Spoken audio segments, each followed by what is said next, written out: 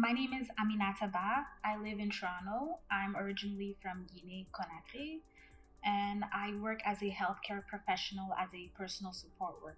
And I also own a nonprofit organization called the Ultimate Confidence Bootcamp to help young teen girls build up confidence and self-esteem.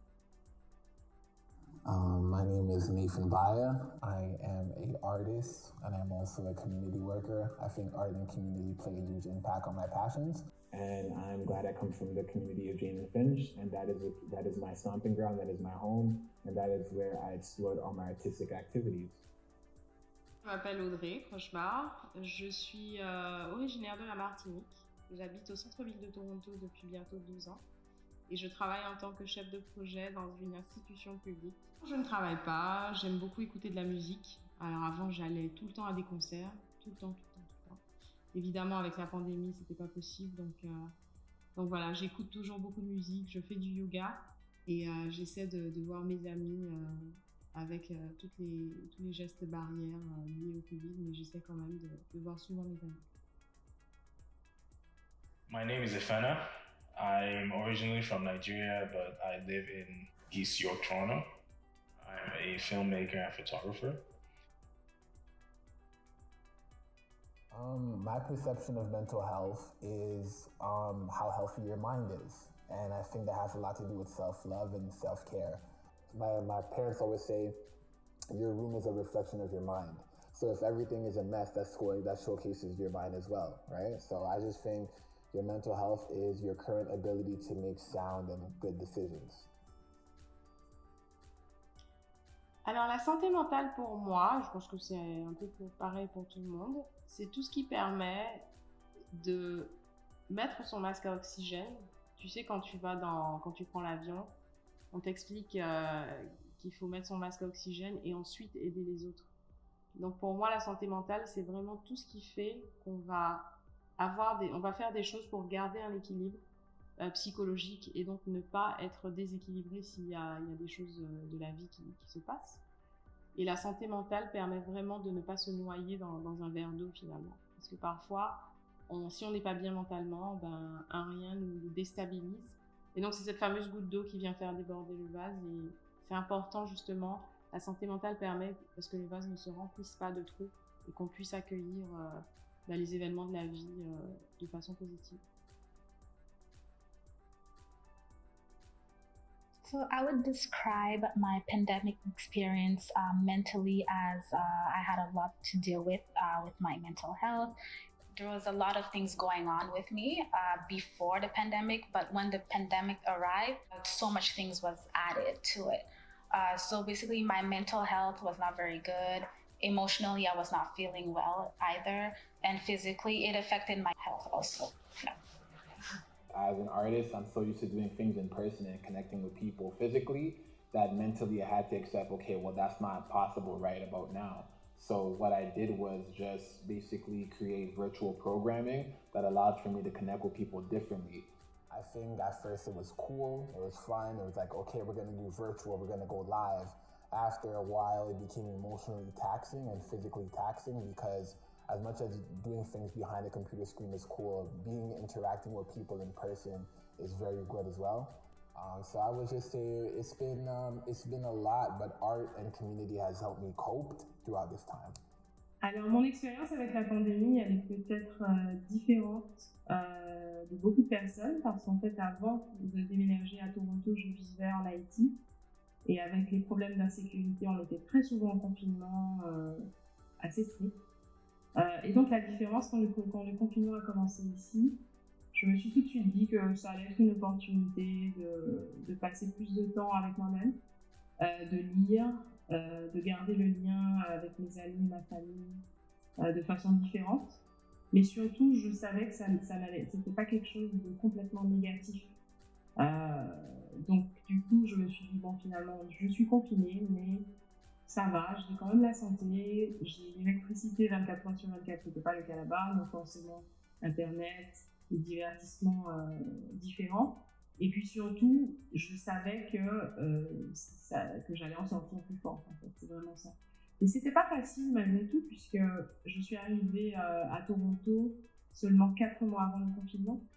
Donc je n'avais pas eu le temps d'avoir beaucoup d'amis, d'avoir des habitudes, et puis surtout c'était en plein hiver, donc c'était pas évident.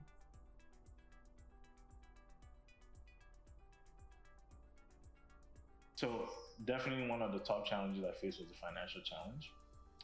The impact of not being able to work, not only because of the lockdown, but because most companies weren't really hiring, and it affected the financial well-being of a lot of companies. So again, that impacted me as a person looking for a job at the time. Another challenge was, again, not being able to see my loved ones and my friends.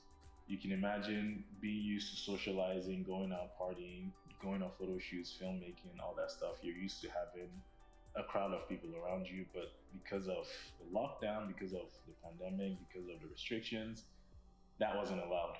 So it affected me more than I thought, because again, I used to think, oh, I'm an introvert, I don't care much about hanging out, but then when I didn't have a choice but to stay home, I was losing my mind.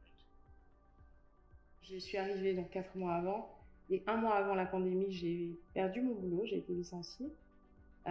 Donc du coup, je devais faire face effectivement à une recherche de boulot au moment où tout fermait, au moment où les gens ne pouvaient pas me recevoir en personne, au moment où beaucoup d'offres d'emploi étaient annulées, parce qu'on perte de chiffre d'affaires pour beaucoup d'entreprises.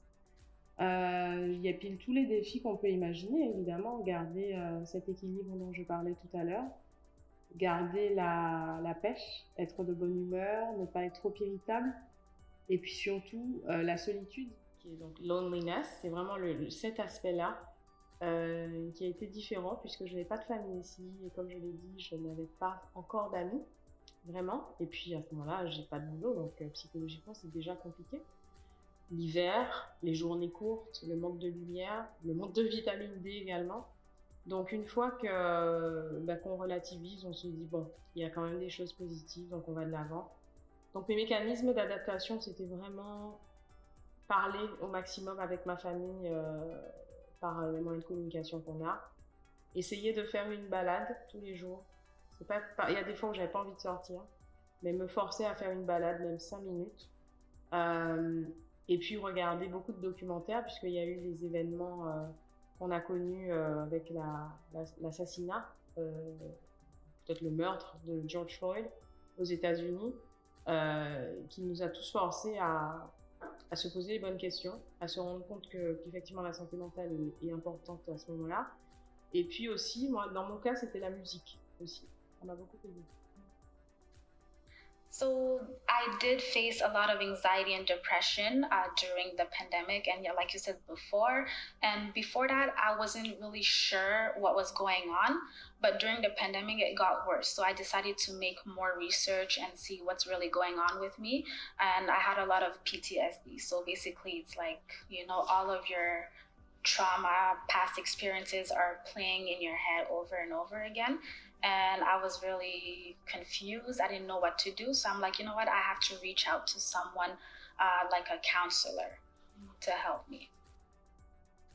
I would say, you know, you can face a lot of depressive times throughout the pandemic. I think it's just a lot harder, especially for parents, you know, like financially, there's just, you know, especially for people who aren't vaccinated, you know, there's just there's just so much more difficulties when it comes to receiving capital. It's a lot to maneuver and work through, you know? So I would just say, yeah, I experienced various different emotions, and I think I just coped throughout this time by my art and my community, essentially. Just constantly understanding that, look, I'm not the only one who goes through it. People go through this as well.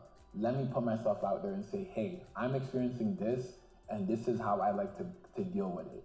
Does anybody else relate? And then from there, yeah, I like to deal with it like that too. I like to deal with it like that too. Like we all know, music is a common way that people heal through their pain. So then from there, you just kind of, you know, create more things with artists, and then it creates like a healing circle that everybody helps each other out. So yeah, that's what I would say. I would say I definitely dealt with depression, anxiety, the whole nine. And how I dealt with it is by constantly creating opportunities for myself and people who relate to what I relate to, and we just help each other out, really and truly.